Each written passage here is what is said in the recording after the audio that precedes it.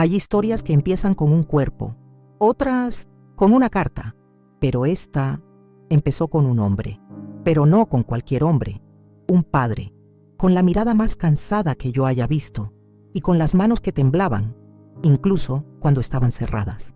La niña desapareció un martes. Salió de casa a las 5:12. Dijo que iba a estudiar con una amiga, pero nunca llegó y tampoco volvió. El portón se cerró solo. La madre pensó que era normal, hasta que el arroz se enfrió, hasta que el celular enmudeció, hasta que el mundo se volvió raro. Solo en el 7º día él me buscó, el padre de la niña. Ese hombre puso la foto de su hija sobre la mesa, pero lo que me golpeó no fue la imagen, fue su voz, el dolor contenido, la forma en que dijo «ayúdame» sin decirlo.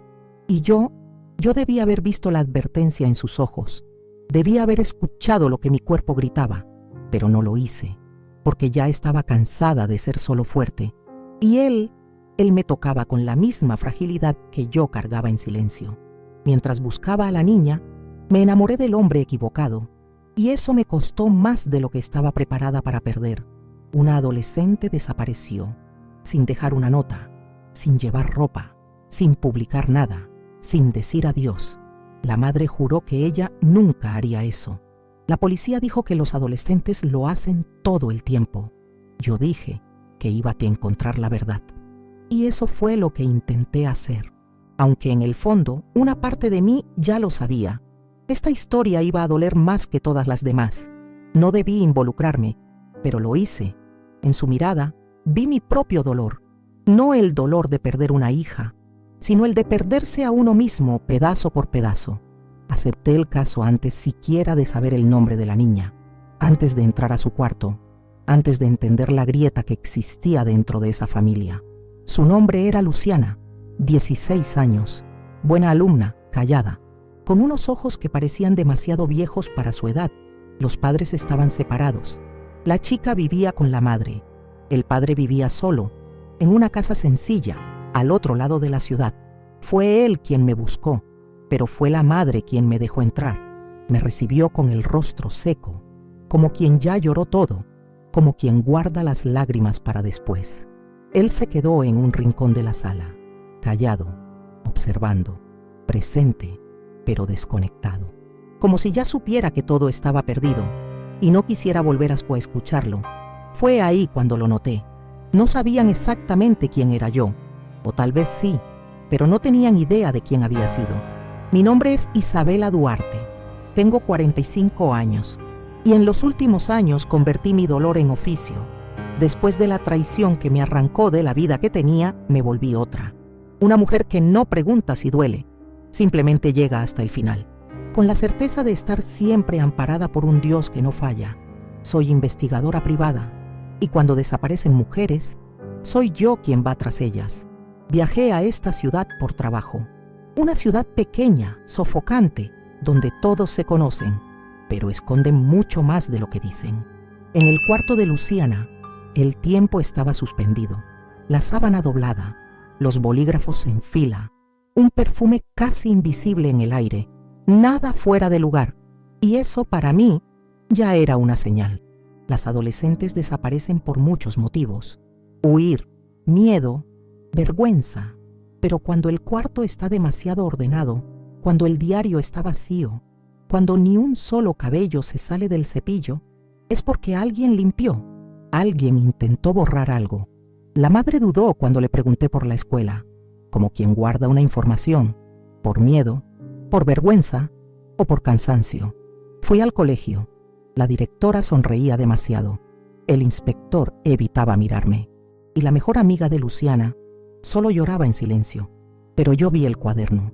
Un espiral rojo olvidado en el armario, en la contraportada, escondido entre garabatos y letras borrosas, un papelito pegado con cinta vieja. El billete decía: él dijo que me amaba. 4 palabras, sin nombre, sin fecha, sin contexto, pero con dolor entre cada letra. Parecían gritar desde el papel. La letra era pequeña, insegura, como escrita a escondidas con miedo de ser descubierta. La frase venía directo del alma de alguien que fue convencida de que el abuso era afecto. de que el secreto era amor, de que el silencio era protección, y eso me dijo más sobre Luciana que cualquier prueba oficial. Volví a la casa de la madre con eso martillándome la cabeza. Le mostré el billete al padre. Él lo miró, guardó silencio. No mostró nada, ni sorpresa, ni rabia, ni negación. Y eso me dio miedo. Cuando terminé, me acompañó hasta la acera. El cielo estaba pesado. Señaló su coche y me ofreció llevarme al hotel. Acepté. La radio sonaba bajito. Él conducía despacio.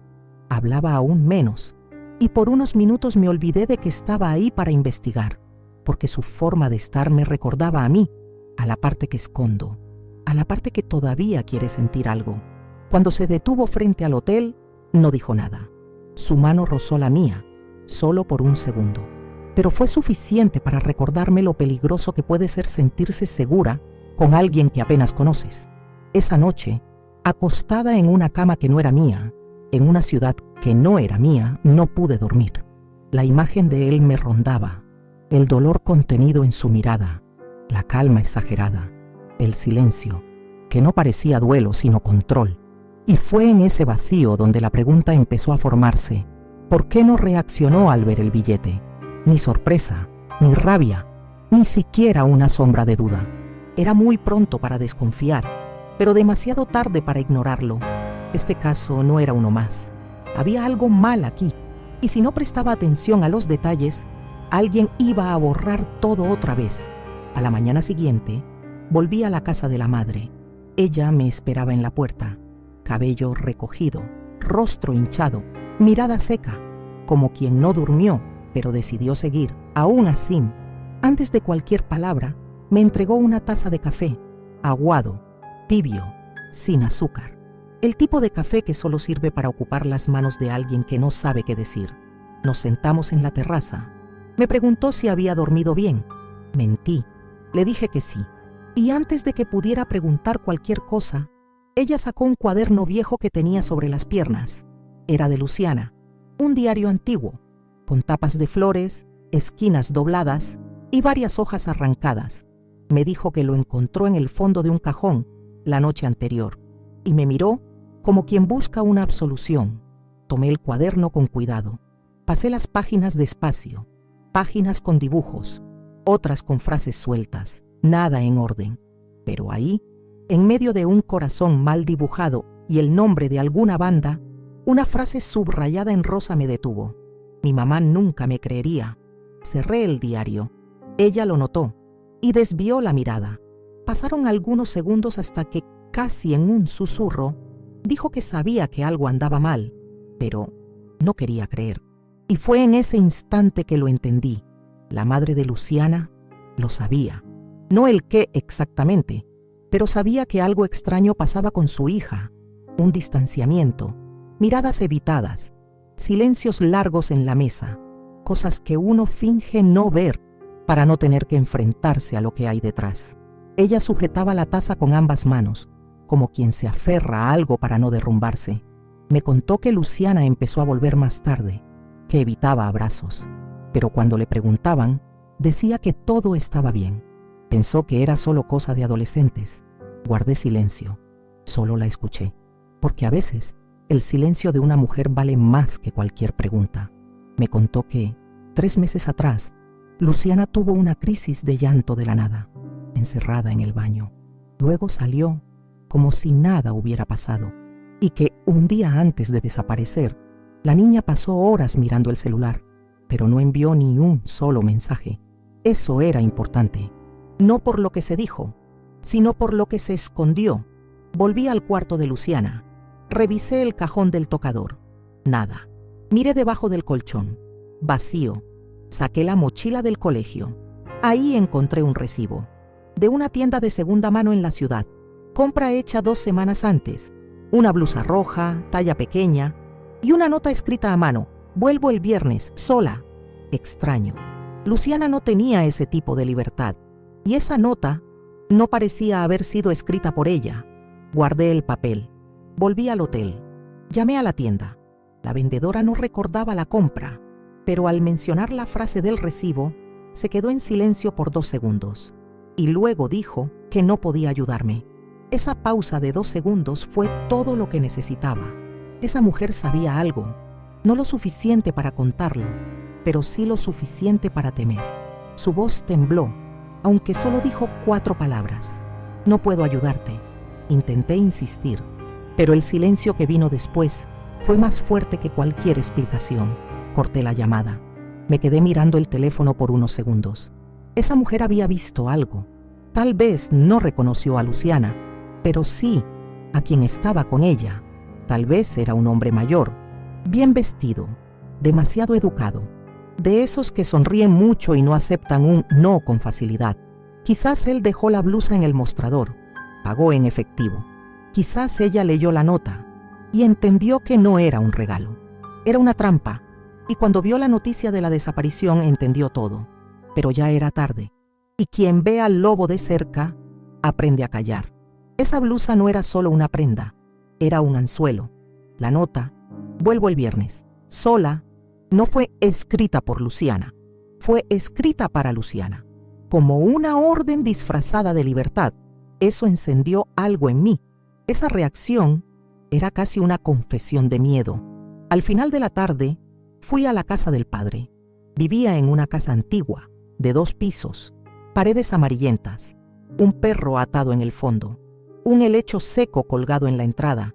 Me recibió sin ceremonias. ¿Quieres saber sobre la blusa?, preguntó antes de que yo dijera nada. Le pregunté cómo sabía de la blusa. Dudó. Se rascó la barbilla. Miró al suelo. Me contó que Luciana fue a su casa con la blusa, unas 2 semanas antes de desaparecer. Le dijo que se la había regalado un amigo del colegio. Fingí que le creía, pero esa respuesta era demasiado conveniente para ser coincidencia. La blusa, la nota, el diario, la frase en el cuaderno de la escuela. Todo empezaba a apuntar a una sola dirección. Luciana estaba involucrada con alguien mayor, alguien que decía amarla, alguien que ella sabía que no podía mencionarle a su padre, alguien que, tal vez, su madre conocía. Al salir, él me tocó el brazo, sutil, cálido, demasiado largo como para ser solo una despedida. Me preguntó si creía que Luciana se había fugado. Lo miré por unos segundos y le respondí lo que pensaba. No me fui directo al hotel. Tomé un taxi hasta el mirador de la ciudad. Allí, en la oscuridad, me quedé pensando, ¿y si él solo intentaba ayudar? ¿Y si todo esto era solo una triste coincidencia? O peor, ¿y si yo me estaba dejando engañar porque necesitaba creer que esta vez un hombre podía ser bueno? El cielo comenzó a caerse. Llamé otro taxi para volver al hotel. Lluvia fuerte, cristal empañado. Cerré los ojos, respiré hondo y me prometí a mí misma, la próxima vez que lo toque, no será sin saber exactamente quién es. Volví al hotel con el cuerpo empapado y la cabeza hirviendo. No pude dormir. Había algo en el silencio de esa madrugada que me apretaba el pecho, como si quisiera callarme. Por la mañana volví al colegio antes de que comenzaran las clases. Nadie sabía que yo estaba ahí. Entré por la parte trasera, donde quedaba la biblioteca. Adentro, el olor a papel viejo y moho parecía esconder cosas que nadie quería recordar. Abrí un armario lleno de archivos olvidados, fichas antiguas, carpetas rasgadas, todo amarillento por el tiempo o por el descuido. Empecé a buscar los nombres de los compañeros de Luciana. Uno por uno, quería entender quién la rodeaba todos los días, quién la veía callada, quién fingía no verla.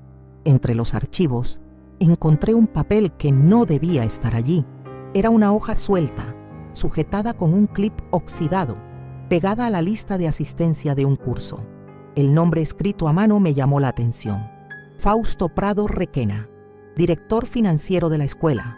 Un hombre siempre bien vestido, siempre con traje, una sonrisa entrenada, demasiado presente para alguien del área administrativa. Según ese documento, había sustituido a un profesor por 2 semanas. La justificación era vaga.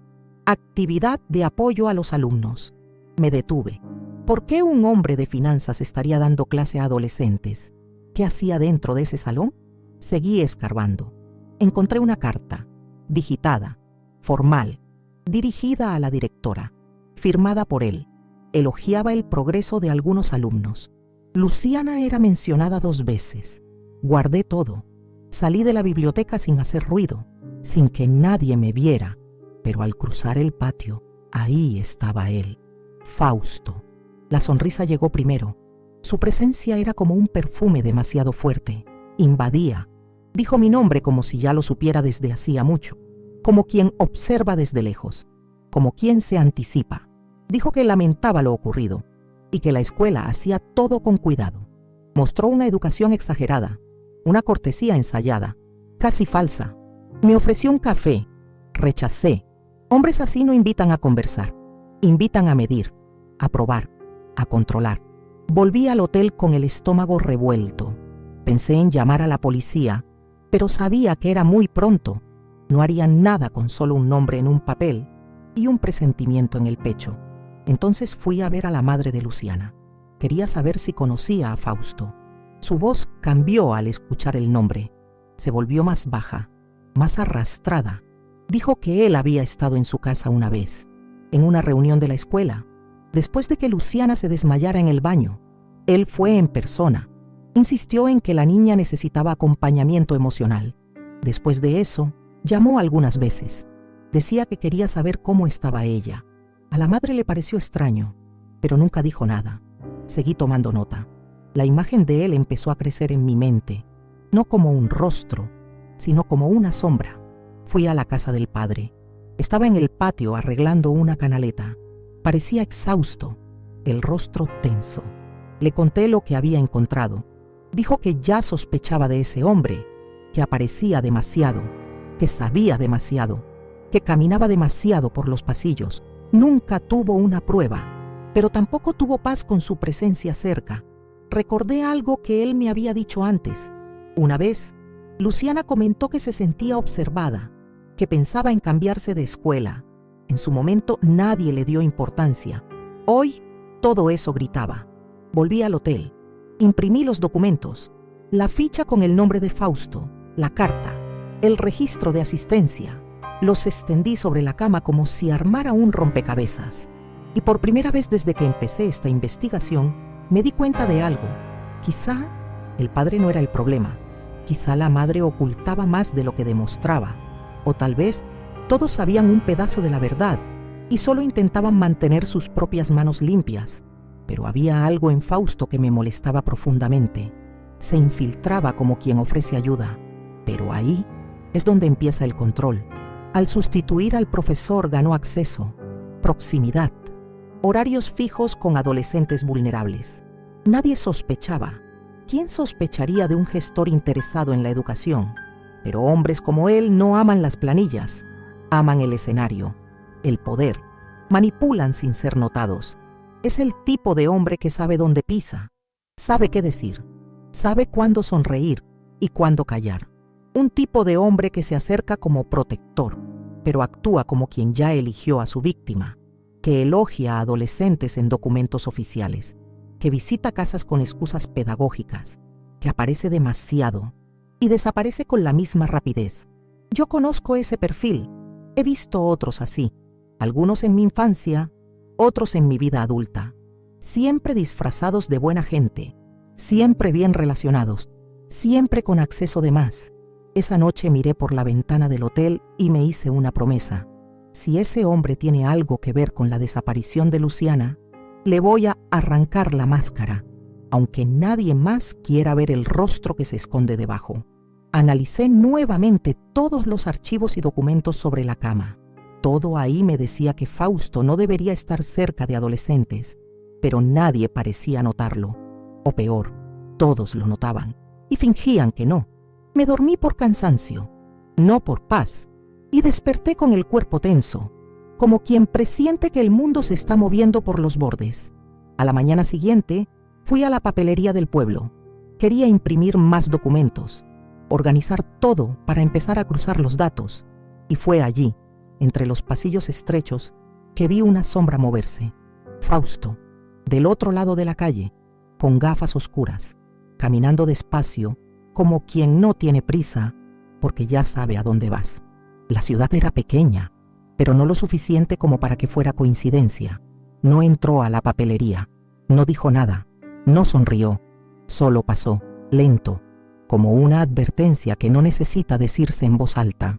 En ese instante, algo dentro de mí se congeló, pero por fuera seguí caminando, como si no lo hubiera visto, como si no supiera. Salí por la puerta trasera, di la vuelta a la manzana, esperé, nada. Volví al hotel con las copias en las manos y el miedo sobre los hombros. Cerré la puerta, la aseguré, y me senté en el suelo con la espalda contra la pared, intentando entender si era real o si era solo mi pasado inseguro tratando de manipularme otra vez. Pero en el fondo, yo sabía. No era una alucinación. Fausto me había visto y quería que yo lo supiera. Respiré hondo, pedí ayuda a Dios y seguí. Alquilé un coche y regresé a la escuela por la tarde, como si nada hubiera pasado. Quería hablar con la bibliotecaria, preguntar por registros antiguos, ver si existía alguna cámara de seguridad vieja. Pero ella no estaba. Nadie supo decir por qué. Más tarde me enteré de que había sido apartada, transferida, cuestiones personales. Eso dijo la directora. Pero quienes ya han lidiado con historias como esta saben leer entre líneas. La bibliotecaria sabía demasiado. Tal vez leyó informes, vio grabaciones o simplemente hizo la pregunta equivocada, en el momento equivocado. Fue apartada antes de que hablara o antes de que muriera. Esa misma noche recibí un mensaje anónimo en el celular, número oculto, una sola frase: cuidado con quién confías. Me faltó el aire por 2 segundos. El corazón se aceleró. Pero luego llegó otra sensación: rabia. Ese mensaje era más que una advertencia. Era un juego, un recordatorio de que estaba siendo vigilada. Pudo haber venido de Fausto, pero también pudo haber sido de alguien que intentó advertirme y no podía exponerse. Tal vez alguien de adentro, alguien que sabía demasiado y que aún respiraba. Yo conozco ese juego. Ya lo jugaron conmigo antes, con otros nombres, con otras máscaras, pero esta vez yo no era la misma mujer. Al día siguiente, fui a la casa del padre de Luciana. Necesitaba verlo. Necesitaba confirmar algunas piezas sueltas que no salían de mi cabeza. Me recibió con la mirada distante, más callado que de costumbre. Dijo que estaba cansado, que la madre de Luciana lo había llamado temprano preguntando si sabía algo nuevo. Dijo que no, pero sus ojos estaban llenos de cosas no dichas. Observé el ambiente, todo en orden, todo demasiado limpio. Y fue ahí donde lo noté. Él también tenía miedo, pero no de mí, de alguien. Le mostré los documentos, las copias, le señalé los horarios, los registros, las fechas. Le conté sobre Fausto, sobre cómo apareció en la calle, sobre el mensaje en el celular. Él escuchó en silencio, asintió con la cabeza y repitió que ya había sospechado de él, pero lo que me atrapó fue lo que dijo después. Con la voz casi ahogada, me contó que 3 días antes de que Luciana desapareciera, ella recibió un sobre de la escuela. No lo mostró, lo guardó. Y desde entonces se comportó de forma extraña. Dijo que intentó preguntarle, pero ella cambió de tema. Ese sobre nunca apareció, ni en su cuarto, ni entre las cosas de la escuela. Desapareció y en ese momento lo supe. Algo dentro de ese sobre podía explicarlo todo. Al volver al hotel, sentí de nuevo la sensación de estar siendo observada. Un reflejo en el vidrio del auto, una sombra en el espejo retrovisor. No tenía certeza, pero mi cuerpo ya había aprendido a leer esas señales. Esa noche, otra vez, no dormí. Escribí todo. Organicé carpetas, grabé audios, subí copias de seguridad a la nube, porque si algo me pasaba, esta historia no iba a morir conmigo. Y entonces, mientras el pueblo dormía, decidí que a la mañana siguiente iba a confrontar a Fausto, no oficialmente, no de forma directa, pero de la única manera que sé hacerlo, observando dónde pisa y esperando el momento justo para quitarle el suelo. Esperé el amanecer sentada en la esquina del cuarto, de espaldas a la cama, con la laptop en el regazo y las carpetas esparcidas por el suelo. La ciudad despertaba despacio, pero yo ya estaba lista, o al menos eso era lo que me repetía a mí misma. Esa mañana no fui a la escuela, ni siquiera intenté ver a Fausto. Yo sabía que él ya esperaba eso. Hombres como él siempre cuentan con el impulso. Fui al registro civil del pueblo, pedí archivos, busqué historiales. Quería encontrar todo lo que involucrara su nombre, propiedades, procesos, cualquier cosa. Y fue ahí donde apareció el nombre de una mujer, Mariela Prado Guzmán. El apellido me llamó la atención, Prado, igual que el de Fausto. Consulté los datos. Era su exesposa. Separados hacía 5 años. Mismo domicilio anterior, misma profesión, educación. Volví al hotel con eso martillándome en la cabeza. La busqué en internet, redes sociales abandonadas. Ninguna foto nueva desde 2019. Pero había un comentario en una publicación antigua. Alguien preguntaba si aún daba clases en la Escuela Santa Clara, la escuela de Luciana. Revisé todo lo que había recopilado hasta el momento, las imágenes que capturé, los PDFs con listas de profesores, carteles escaneados, documentos de la biblioteca, y ahí estaba el nombre, discreto, en un acta de reunión pedagógica, Mariela P. Guzmán, Orientación Emocional, Ciclo 2, el mismo ciclo de Luciana. Abrí el diario de la niña de nuevo. De ese cuaderno rasgado, pocas páginas sobrevivieron, pero una de ellas me jaló como si gritara. Ella dijo que tenía que contar. Dijo que si no hablaba, el monstruo se haría más fuerte. Nunca había entendido quién era ella. Ahora tenía sentido. Mariela, la mujer que tal vez intentó ayudar, la mujer que desapareció de las redes, la mujer que se desvaneció del mapa. Pasé el día tratando de encontrarla. Teléfono antiguo, dirección desactualizada. Nadie sabía dónde estaba. Esa noche volví a caminar por la ciudad. Bajé del auto en el centro, seguí a pie. Pasé por panaderías, farmacias, plazas. Quería ver rostros, sentir presencias o notar ausencias. Y fue cerca de un kiosco cerrado, en una calle casi vacía, que una señora se me acercó. Dijo que me había visto en la escuela días atrás y preguntó si era pariente de la niña desaparecida. Negué. Le dije que investigaba el caso. Ella solo me miró, con una expresión que era más pena que preocupación, y comentó que, meses antes de la desaparición de la chica, una profesora nueva había sido apartada. Decían que lloraba mucho, que parecía perturbada. Decía que algo malo estaba pasando. No recordaba su nombre, pero recordó el cabello rojizo, corto, con mechones descoloridos. También recordó que siempre salía con una libreta pequeña que nunca mostraba a nadie. Le agradecí y seguí caminando. Cabello rojo, cuaderno pequeño, afectada emocionalmente, presionada a irse. La escuela había silenciado a Mariela y ahora Luciana estaba desaparecida. Llegué al hotel y escribí todo. Armé un mapa, puse nombres, conexiones, fechas. Fausto en el centro, Luciana a un lado, Mariela al otro y la escuela en silencio. Cerré la laptop y ahí, sola, me di cuenta de algo que me destrozó por dentro. Yo estaba tratando de resolver el caso, pero en el fondo también estaba tratando de salvar una parte de mí, la parte que un día fue silenciada, la que aprendió a no confiar, la que fue traicionada por alguien que también sabía sonreír y mentir al mismo tiempo. Yo no estaba buscando la verdad solo por Luciana. Estaba tratando de salvar a esa niña que aún vivía dentro de mí.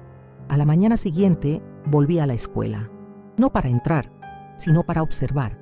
Y fue ahí, desde el otro lado de la calle, que vi a Fausto salir, solo, con calma, el mismo paso lento. Subí al auto, esperé a que doblara la esquina y empecé a seguirlo. Primero despacio, luego con más foco. Él no miró hacia atrás, pero tampoco parecía sorprendido de ser seguido. Se detuvo frente a un edificio antiguo. Bajó, tocó el portero eléctrico y alguien abrió la puerta sin preguntar. Me quedé en el coche. Anoté el número del edificio. Luego me fui.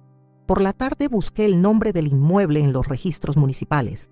La propiedad estaba a nombre de una fundación educativa, dirigida por Fausto, y entre los ex empleados listados de la fundación, Mariela había trabajado allí 2 años antes de desaparecer. Ese edificio era el eslabón, el punto ciego, el lugar al que nadie quería mirar.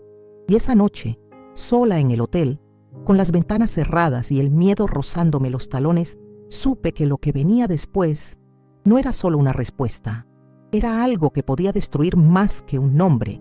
Podía enterrar una escuela, un sistema entero, o enterrarme a mí con él.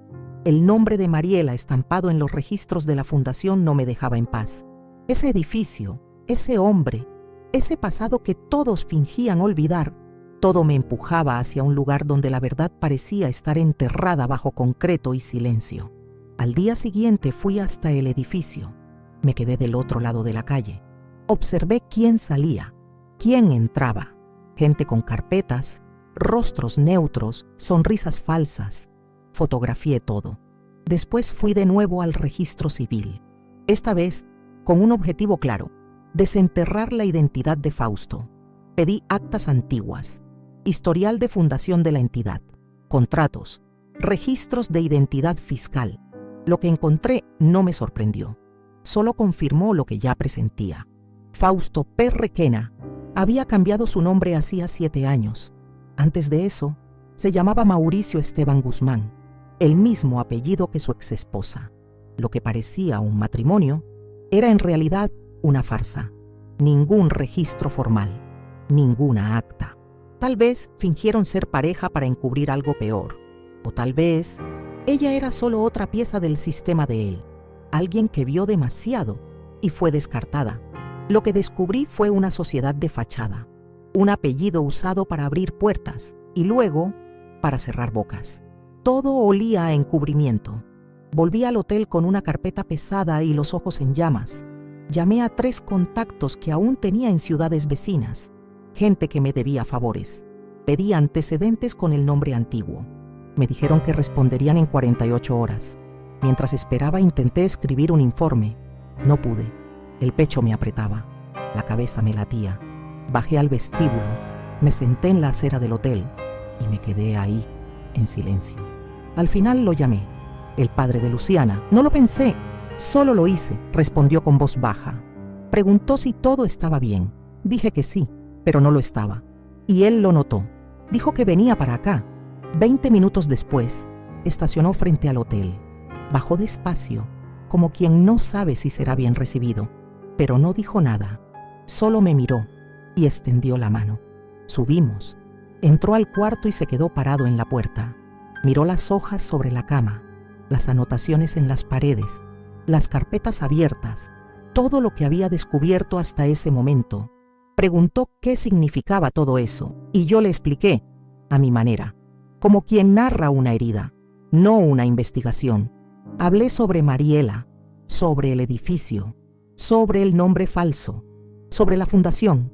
Se sentó en la silla del rincón, se pasó las manos por el rostro, guardó silencio, y después de unos segundos, hizo algo que no esperaba.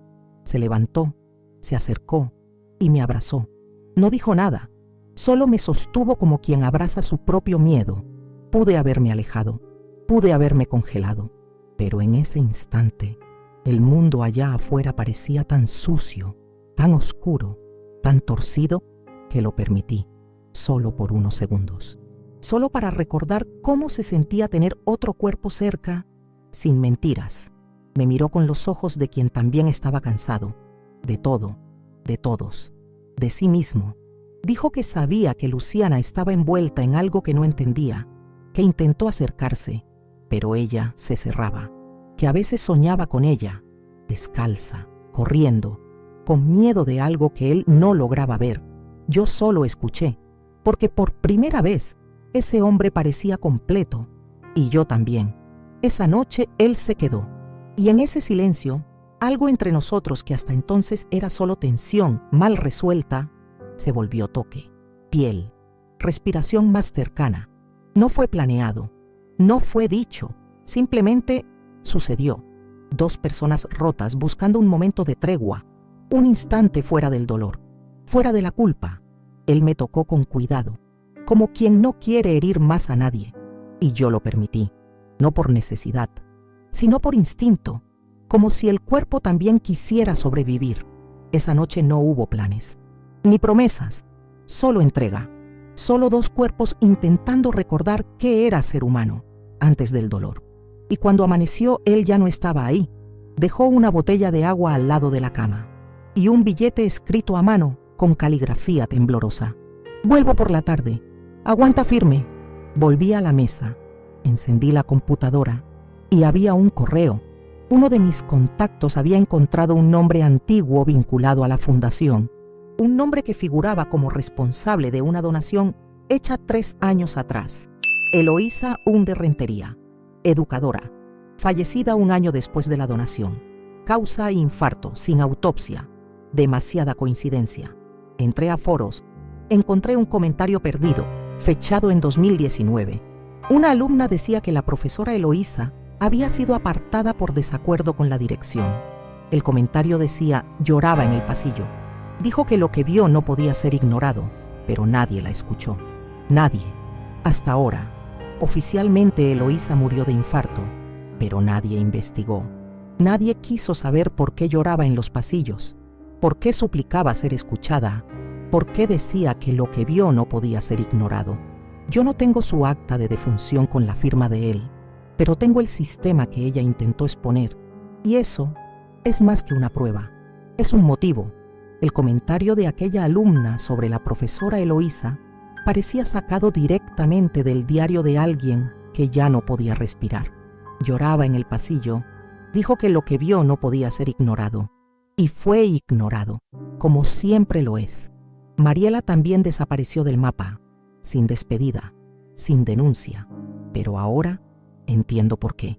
Intentó ayudar, intentó advertir, y cuando se dio cuenta de que nadie quería escuchar, huyó o fue silenciada. Solo quedaron sus rastros, frases en el diario de Luciana, rumores en los pasillos, un nombre en un acta y la ausencia más ruidosa que he visto en mi vida. Cerré la computadora portátil, apoyé la espalda contra la silla y miré el techo por unos segundos.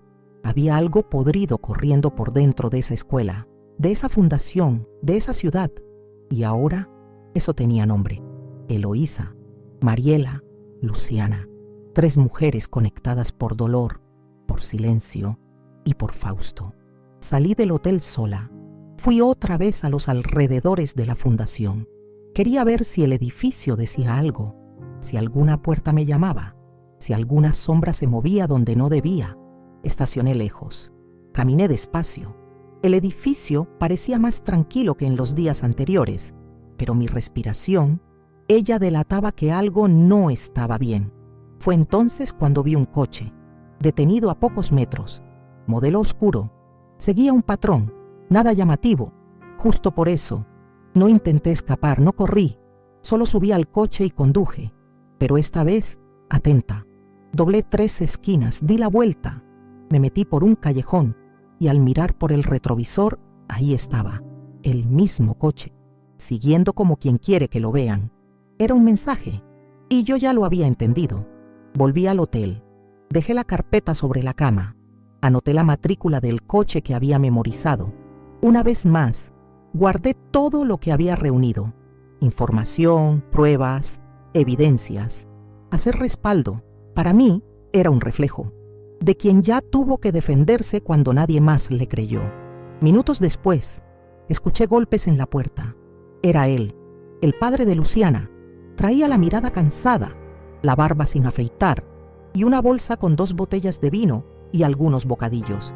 Dijo que no podía dejar de pensar, que volvió a revisar cosas de su hija y que encontró entre papeles viejos un borrador de carta, papel doblado 3 veces, con manchas que parecían lágrimas. Me la entregó como quien entrega una parte del alma. La leí en silencio. Luciana escribía sobre un hombre que decía poder ayudarla, pero hacía preguntas extrañas. Le pedía guardar secretos. Y una frase al final me heló. Dijo que mi mamá no entendería, que solo él podía protegerme. Era su firma, no en el papel, sino en el método. El miedo como regalo, el aislamiento como abrazo. Cerré la carta, la presioné contra mi pecho, lo miré, y él solo me miraba de vuelta, sin hablar, sin apuro. Esa noche no dijimos nada. Se quedó, de nuevo, y esta vez nos rendimos el uno al otro, 2 cuerpos marcados, intentando respirar al mismo ritmo, sin promesas, sin mentiras, sin un futuro definido, solo el ahora, solo lo que quedaba. Ya era madrugada cuando él se quedó dormido a mi lado. Me levanté despacio, me senté en el escritorio, encendí la computadora, no para buscar más datos, sino para revisar lo que ya tenía conmigo, las fotos, los papeles escaneados, las anotaciones manuales de la fundación, y fue en una lista de envíos internos que lo vi. Proyecto Eloísa Quinto Rentería. Ubicación, zona rural, sin número. Debajo, un código de entrega antiguo, con el sello de la misma fundación. Una finca que ya no figuraba en los archivos actuales. Un lugar olvidado, dejado de lado, como todo lo que podía manchar esa fachada. En su momento, decían que era un espacio para refuerzo psicológico de niñas en situación de vulnerabilidad social. Pero no había fotos, no había rendición de cuentas, solo el nombre y el silencio. Eloísa, otra vez. Sabía que eso no era solo una pista, era un lugar que alguien intentó borrar. Y es a donde yo iría ahora, porque a veces las verdades más peligrosas son aquellas enterradas donde nadie quiere cavar. Me levanté por la mañana, tomé el celular, revisé la dirección de la finca, verifiqué la ubicación, el nombre en el papel, el sello. Todo estaba ahí, real. Me puse la misma ropa del día de anterior. No tenía sentido fingir comodidad. Él se despertó, el padre de Luciana, la barba aún sin afeitar, los ojos que ya no tenían edad. Y esa postura de quien no pidió permiso para existir en el dolor, solo existía. No preguntó nada, solo dijo, voy contigo. Y yo lo dejé, porque en el fondo sabía que lo necesitaba. El camino hacia aquella finca parecía más olvidado que el propio nombre de Eloísa. Asfalto agrietado, polvo acumulado, árboles torcidos que proyectaban sombras más grandes que sus ramas. En la radio, nada, ni música, ni noticias, solo el sonido del motor y de la duda. La placa caída en la entrada apenas se leía.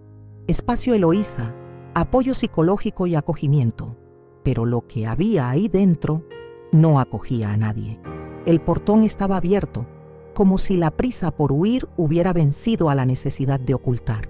Bajamos juntos, y al cruzar el patio de tierra apisonada, sentí algo en el aire que no sentía desde hacía tiempo. Una especie de memoria densa, como si el lugar respirara por debajo de la tierra. La casa principal era de un solo piso, con persianas de madera y una puerta medio podrida. Entramos sin esfuerzo, sin luz, sin sonido. El olor era de madera húmeda, moho y tiempo. Caminamos por el pasillo. Las paredes todavía tenían restos de pintura azul claro, carteles educativos sobre salud emocional, cartas pegadas con cinta, todas infantiles. Pero lo que más me llamó la atención fue esa sensación de que nadie quiso borrar nada, solo lo dejaron tirado. En la tercera sala encontré una pizarra, con marcas de tiza todavía visibles, nombres escritos, 5. Uno de ellos, borrado a la mitad. Luciana R. Mi cuerpo se detuvo. Sentí como si alguien me hubiera metido la mano en el estómago y empujado con fuerza. Ella había estado allí, o alguien quería que yo creyera eso. En la misma sala, una mesa. Sobre ella, hojas sujetas por un clip oxidado. Evaluaciones médicas. Sin firma. La paciente presenta resistencia al protocolo. Interrupciones emocionales durante sesiones nocturnas. Riesgo de fuga. Sesiones nocturnas. Doblé el papel, lo guardé en el bolsillo y seguí caminando. El padre no dijo una sola palabra, pero sus ojos dijeron todo. Al fondo de la casa había un pasillo angosto, al final una puerta de metal, cerrada, pero demasiado vieja para resistir. Usamos una barra de hierro, empujamos, y el cerrojo se dio con un crujido seco. Lo que había ahí dentro no era una sala, era un almacén de dolor. Colchones en el suelo, rejas en las ventanas, 3 cámaras de seguridad, todas apuntando al centro del cuarto, desactivadas, pero aún ahí. Y en una esquina, una caja, de plástico, con una etiqueta desgarrada, dentro, pulseras de goma, un cepillo con un nombre grabado, medias dobladas, lazos para el cabello. El padre de Luciana se arrodilló, tomó un prendedor en forma de flor. «Yo se lo regalé», susurró. Ya no era duda, ni suposición. Luciana estuvo ahí, pero viva o muerta, cautiva o escapando. Esa era la pregunta que seguía doliendo. Fuera de la casa había un galpón, más reciente, con cerraduras nuevas. Forzamos la entrada. Adentro, armarios metálicos, archivos apilados y una computadora cubierta por una sábana. La encendí. Para mi sorpresa no tenía contraseña y una pestaña ya estaba abierta. Informes internos. Hice clic. La mayoría de los archivos estaba corrupta, pero una carpeta llamada Archivo Eloísa todavía cargaba miniaturas, hojas de cálculo, imágenes de cámaras, informes escaneados y un video. Fecha: un mes antes de la desaparición de Luciana. Hice clic. El video estaba pixelado. Mostraba la misma sala que habíamos invadido. Una niña sentada en la esquina, abrazando una almohada. Rostro borroso, pero la silueta es ella, dijo él, antes de que yo pudiera preguntar. En la esquina inferior de la pantalla, el símbolo de la fundación. Ahí estaba la prueba. Ella estuvo ahí. Fue grabada, monitoreada, quizás medicada, y luego borrada. La voz del video era baja, pero se oían frases cortas. Tienes que colaborar. Tu papá no puede saberlo. Esto es por tu bien. Apagué. Copié los archivos a mi disco externo. Salimos en silencio. De regreso, él lloró, sin sonido, solo el rostro hundido en las manos mientras el coche se perdía entre las curvas del camino. Y fue ahí donde lo entendí. Tal vez él no era el culpable. Tal vez era el último inocente que aún quedaba de pie. Lo dejé en su casa. Había sido demasiado, y yo también necesitaba un momento sola. Volví al hotel y busqué a Dios. Me arrodillé, pero guardé silencio.